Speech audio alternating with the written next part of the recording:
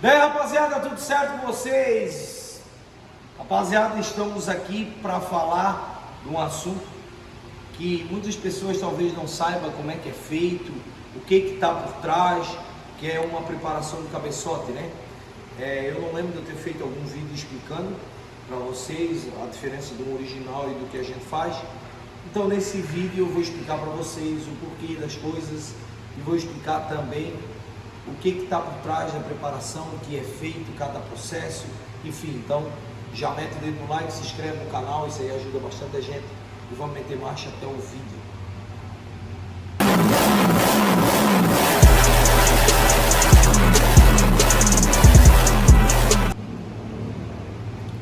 Rapaziada, é o seguinte, então vamos lá.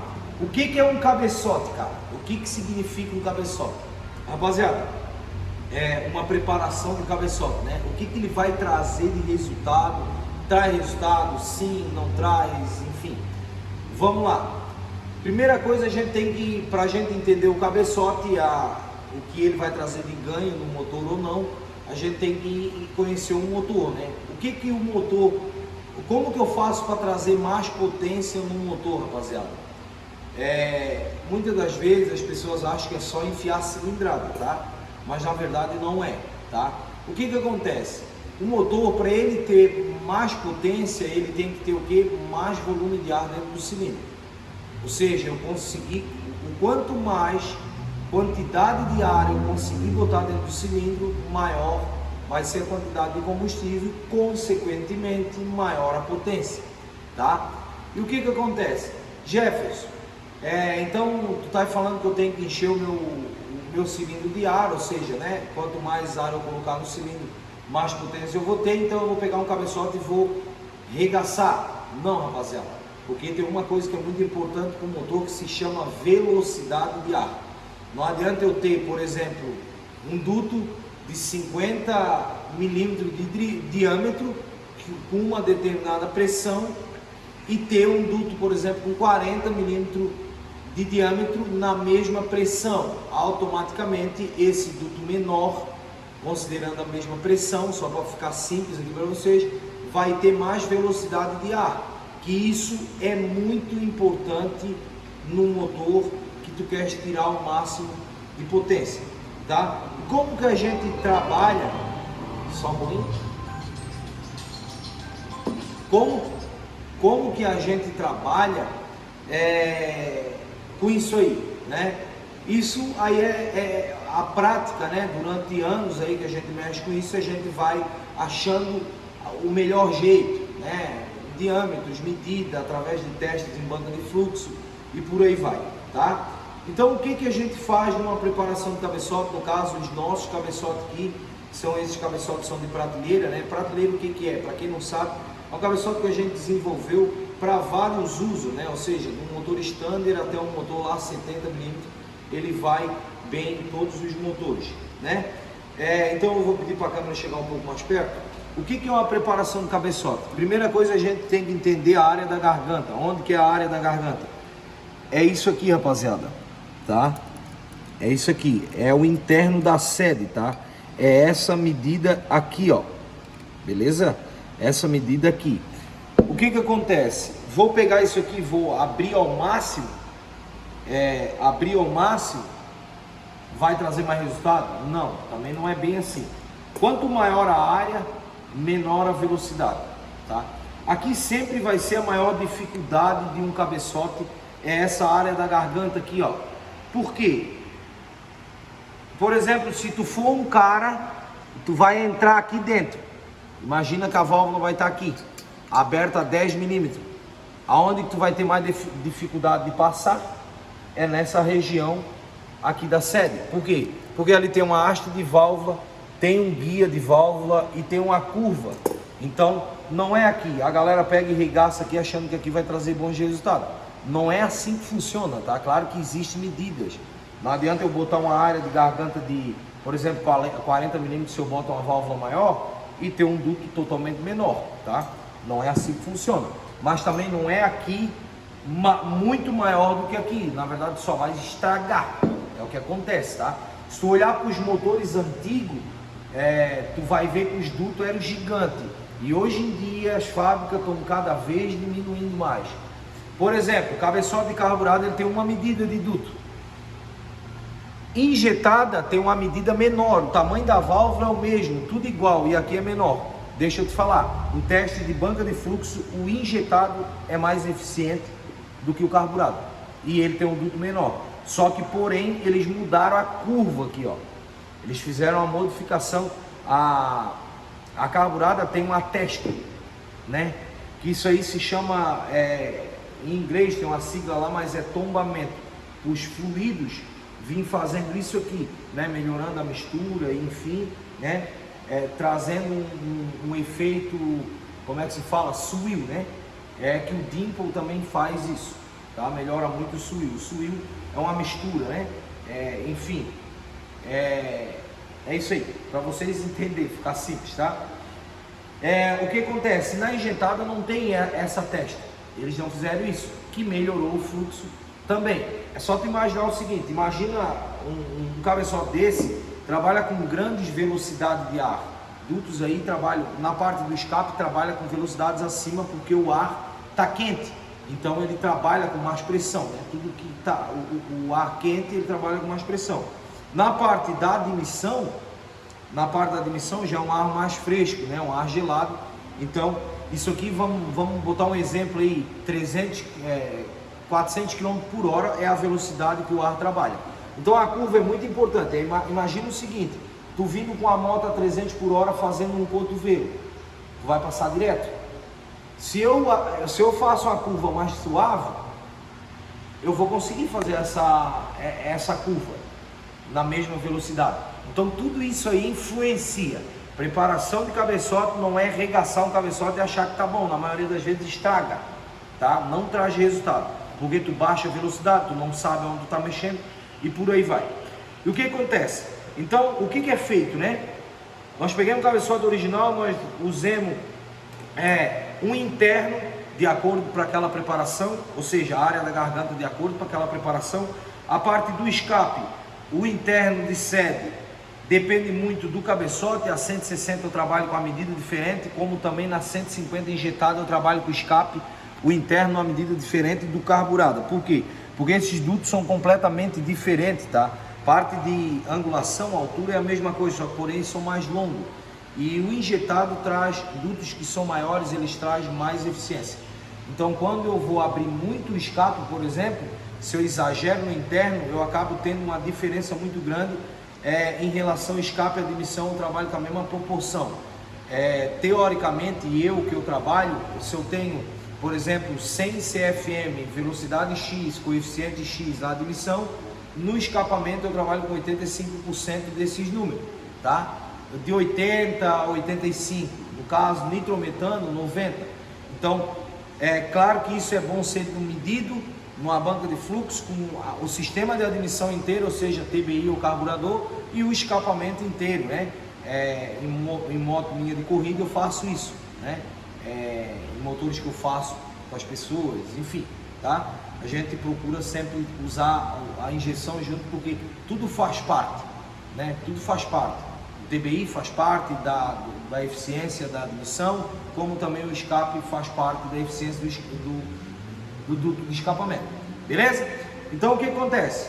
Isso aí eu já estou meio que falando, porque para vocês entenderem, vocês têm que passar por esse processo.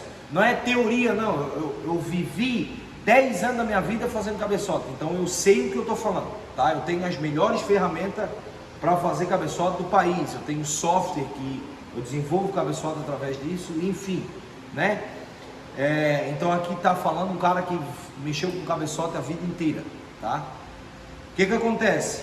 Então a gente define o tamanho da área da garganta, lembrando que se a minha haste de válvula é 5 mm, eu botar uma 6 mm, essa haste de válvula passa a ter uma eficiência diferente, porque eu aumentei o volume. Então se eu botei uma haste de 6 mm, eu diminuí, querendo ou não, o tamanho da garganta, tá? Porque essa haste, se eu botar uma válvula de 5 mm, ela ocupa um volume. Se eu aumentar para 6, ela vai ocupar um volume maior e por aí vai, né?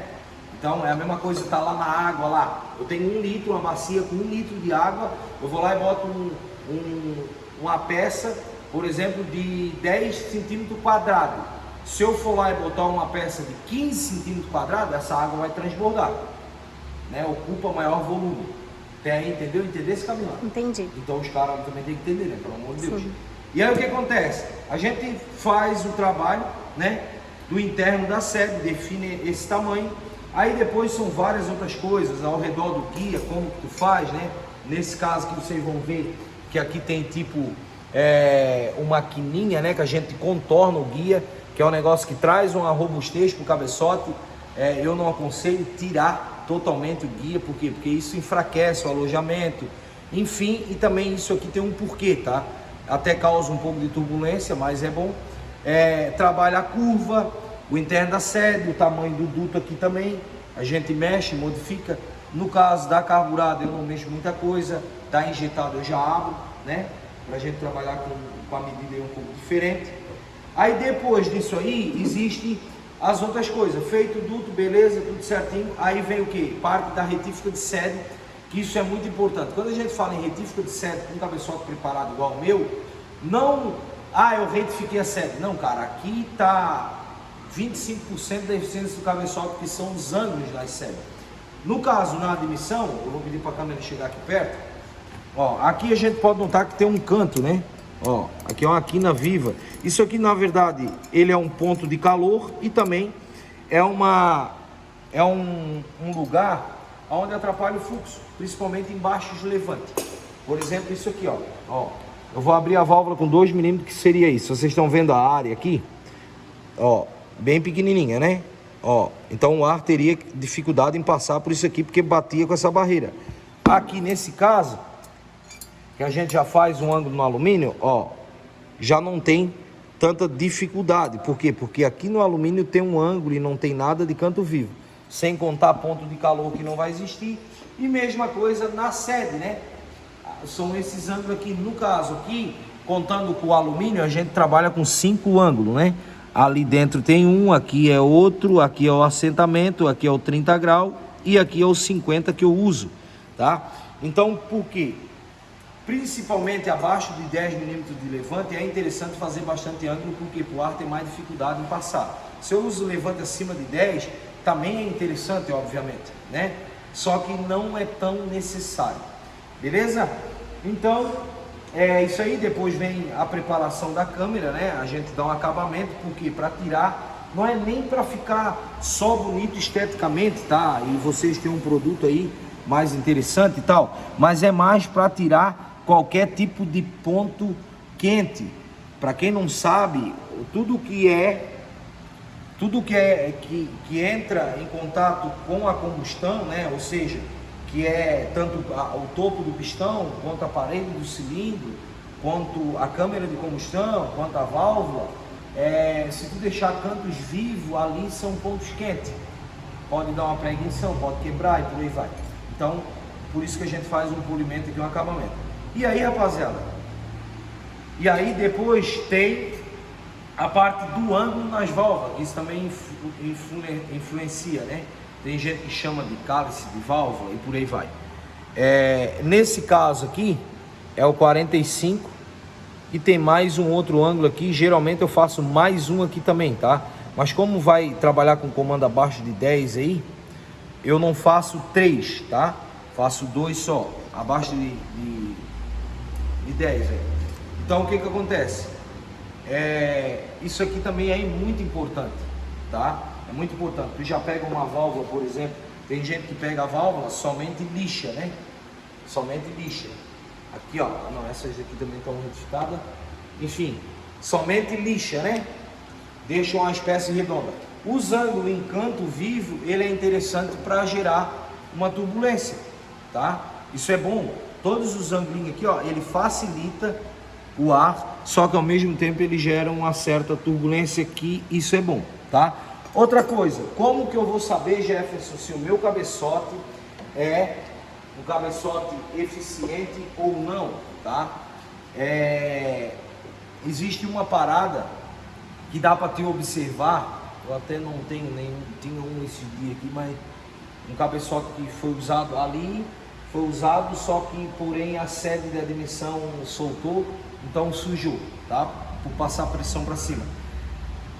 Uma coisa que tu pode observar, se tu botou lá o coletor, botou tudo certinho, não tem degrau, TBI certinho, um cabeçote eficiente, independente se é na gasolina, no álcool, no metanol, andou 10 mil quilômetros ou 20, quanto menos ele sujar a parte da admissão, mais eficiente é o cabeçote. Por quê?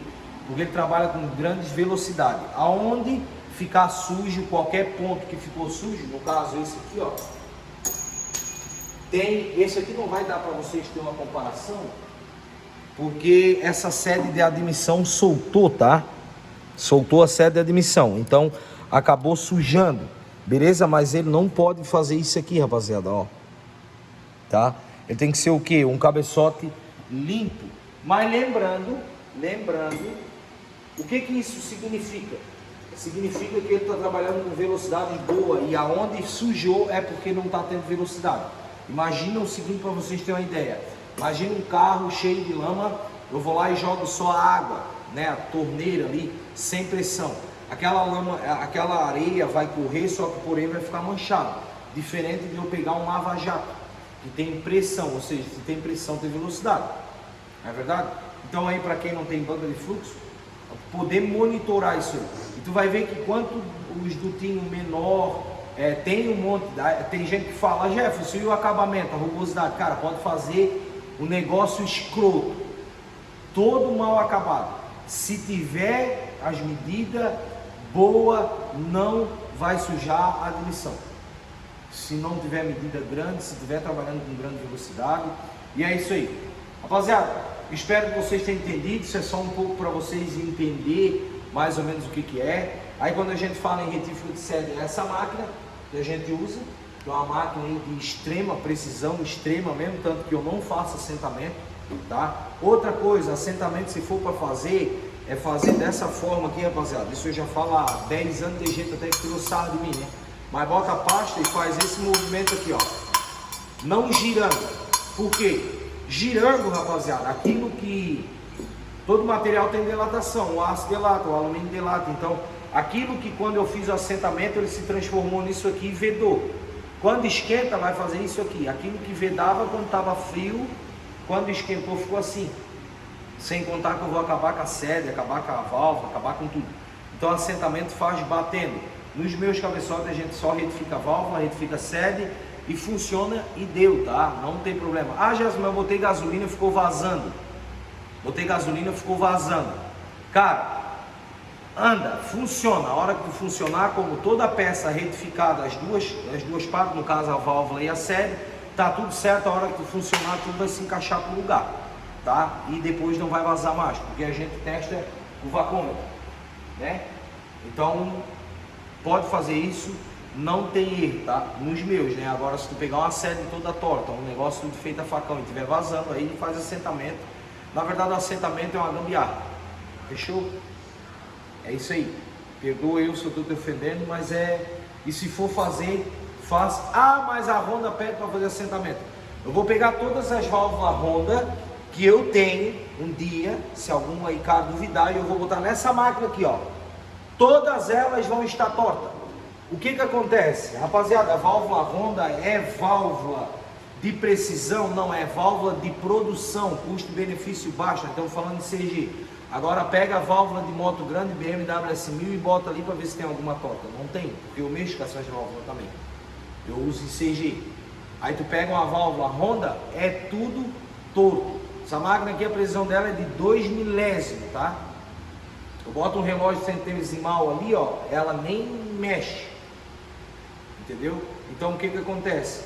Eu pego as válvulas, todas as válvulas aqui, ó, todas elas são novas, todas elas são tortas, tá? Eu vou até fazer ao vivo, né? Vou pegar uma válvula. Onde é que tá a válvula? Tá aí na caixinha preta aí. Ah, não, da 160, é pacotinho branco. Ó, vamos pegar aqui, ó, tá vendo, ó, tá aberto, né? Ó, já vamos matar a charada já. Não vão me dizer que é a máquina que tá torta, pelo amor de Deus, né? Nós vamos botar no cabeçote ali. Ó, vamos ligar aqui, vem cá, cameraman. Girl. Ó, é Grell, é. Sei mesmo, ó. Olha ali. Ó, aqui já dá pra vocês verem, né? Tá focando ali, ó. Acho que é melhor vir aqui, galera. Ó, aqui já dá pra vocês verem, né? Só pra ter uma ideia. Olha aí. Mas tá bom, vamos lá. Vamos lá. Olha lá. Olha aí. Tem lado que pega, tem lado que não pega, hein? Ó. Ó, agora tá endireitando a válvula.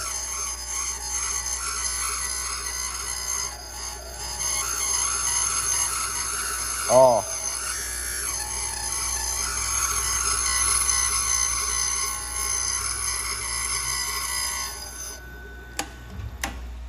Tá vendo?